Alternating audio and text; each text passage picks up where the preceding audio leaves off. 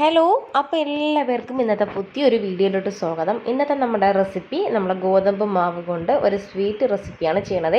അതിനായിട്ട് ഞാൻ 2 കപ്പ് ഗോതമ്പ് മാവ് എടുത്തിട്ടുണ്ട്. അതിലോട്ട് കുറച്ച് നെയ്യൊന്നും ഞാൻ മെൽറ്റ് ചെയ്തിട്ട് ചേർത്തിട്ടുള്ളതാണ്. അപ്പോൾ നെയ്ക്ക് പകരമായിട്ട് നിങ്ങൾക്ക് ഏതെങ്കിലും ടൈപ്പ് ഓയിൽ എടുക്കാം. വെളിച്ചെണ്ണയോ റിഫൈൻഡ് ഓയിലോ എന്താണെന്ന് വെച്ചാൽ നിങ്ങളുടെ ഇഷ്ടത്തിനനുസരിച്ച് എടുക്കാവുന്നതാണ്. എന്നിട്ട് നന്നായിട്ട് ഇതുപോലെ ഒന്ന് മിക്സ് ചെയ്ത് കൊടുക്കുമ്പോഴത്തേക്ക് നമ്മൾ കയ്യിൽ ഇങ്ങനെ പിടിക്കുമ്പോഴത്തേക്ക് ഇതുപോലെ കിട്ടും. ഇതാണ് ഇതിൻ്റെ പരുവം. ഓക്കെ, ഈ ഒരു രീതിയിൽ നന്നായിട്ടൊന്ന് മിക്സ് ചെയ്തെടുക്കണേ.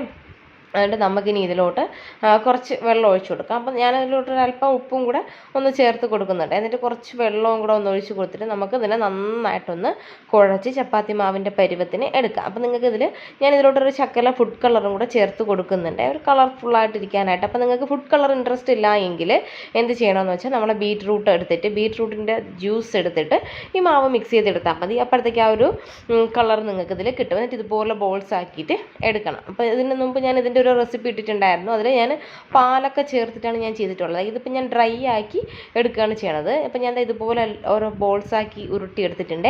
ഇനി ഇതിനെ നമുക്കൊന്ന് സ്റ്റീം ചെയ്തെടുക്കാം. ഒരു 10 മിനിറ്റത്തെ ഒരു സ്റ്റീം നമുക്ക് ആവശ്യമാണ്. അപ്പോൾ നന്നായിട്ട് നമുക്കൊന്ന് സ്റ്റീം ചെയ്ത് എടുത്തതിന് ശേഷം പിന്നെ നമുക്ക് ബാക്കി ചെയ്യാമേ. ഉറപ്പായിട്ടും ഒരു 10-15 മിനിറ്റോളം നിങ്ങളതിനെ ഒന്ന് സ്റ്റീം ചെയ്തെടുക്കണം. അപ്പോഴത്തേക്ക് അതിൻ്റെ ഉൾഭാഗമെല്ലാം നന്നായിട്ട് വെന്ത് നല്ല പെർഫെക്റ്റ് ആയിട്ട് കിട്ടുള്ളൂ. അപ്പോൾ ഇതാ ഞാനിവിടെ വേറൊരു കടായി എടുത്തിട്ടുണ്ട്. അതിലോട്ട് കുറച്ച് ശർക്കര ചേർത്തിട്ടുണ്ട്. ശർക്കര ഒന്ന് മെൽറ്റായി വരാനായിട്ട് ശകലം വെള്ളവും കൂടെ ഞാനൊന്ന് ഒഴിച്ച് കൊടുത്തിട്ടുണ്ട്. ഓക്കെ, അപ്പോൾ ഇനി നമ്മൾ ആ സമയം കൊണ്ട് നമ്മുടെ ഇതെല്ലാം ഗോതമ്പ് ബോളെല്ലാം റെഡി ആയിട്ടുണ്ട്. ഇനി നമുക്കിതിലോട്ട് നന്നായിട്ടൊന്ന് തിളച്ചൊന്ന് കുറുകി വരാനായിട്ട് തുടങ്ങിയപ്പോഴത്തേക്ക് ഇതിലോട്ട് ഞാൻ കുറച്ച് ഡെസിക്കേറ്റഡ് കോക്കനട്ട് പൗഡർ ചേർത്ത് കൊടുക്കുന്നുണ്ട്. അപ്പോൾ ഇതിന് പകരമായിട്ട് നമ്മൾ തേങ്ങ തിരുമ്മി ചേർത്താലും മതി. അപ്പോൾ എൻ്റെ കയ്യിൽ ഇത് ഇരുന്നത് കൊണ്ട് മാത്രം ഞാനിത് ചേർത്ത് കൊടുത്തതാണ്. പിന്നെ കുറച്ച് ഏലക്കാപ്പൊടി. അപ്പോൾ ഇതെല്ലാം കുറച്ചൊന്ന് വെള്ളം ഒന്ന് ഡ്രൈ ആയിട്ട് വരാനായിട്ട് തുടങ്ങിയ സമയത്ത് നമ്മൾ തയ്യാറാക്കി വെച്ച ഈ ബോളെല്ലാം ഇതിനോട്ട് ഇട്ട് കൊടുക്കാം. എന്നിട്ട് നന്നായിട്ട് മിക്സ് ചെയ്ത് കൊടുക്കാം. എന്നിട്ട് മീഡിയം ഫ്ലെയിമിൽ വെച്ചിട്ട് ഒരു 5 മിനിറ്റ് നിങ്ങളൊന്ന് അടച്ച് വെച്ച് വേവിക്കണം. അപ്പോഴത്തേക്ക് ഇതിൽ ആ ഒരു ശർക്കരേൻ്റെ ആ ഒരു രുചിയെല്ലാം ആ ഒരു മധുരമെല്ലാം അതിൽ പിടിച്ച് നല്ല അടിപൊളിയായിട്ട് ഇരിക്കും. അപ്പോൾ ഏറ്റവും ലാസ്റ്റ് വെള്ളമൊക്കെ ഒന്ന് വറ്റി നല്ല പെർഫെക്റ്റ് ആയിട്ട് വന്ന സമയത്ത് ഞാനിതിലോട്ട് കുറച്ച് ചുക്ക് പൊടിയും കൂടെ ചേർത്ത് കൊടുത്തിട്ടുണ്ട്. എന്നിട്ട് നന്നായിട്ട് മിക്സ് ചെയ്ത് കൊടുക്കുക. അപ്പോൾ ചുക്ക് പൊടിയും കൂടെ ചേർക്കുമ്പോഴത്തേക്ക് നല്ല ടേസ്റ്റ് ആയിരിക്കും. അപ്പോൾ നിങ്ങൾ ജീരകം പൊടിച്ചതാണെങ്കിൽ ചക്രം ചേർത്ത് കൊടുത്താൽ ഒരു വെറൈറ്റി ഫ്ലേവറും ഒരു രുചിയൊക്കെ നമുക്ക് കിട്ടും. അപ്പോൾ എന്താ സംഭവം റെഡി ആയിട്ടുണ്ട്. അപ്പോൾ നിങ്ങൾ ട്രൈ ചെയ്ത് നോക്കിയിട്ട് നിങ്ങളുടെ ഫീഡ്ബാക്സൊക്കെ അറിയിക്കുക.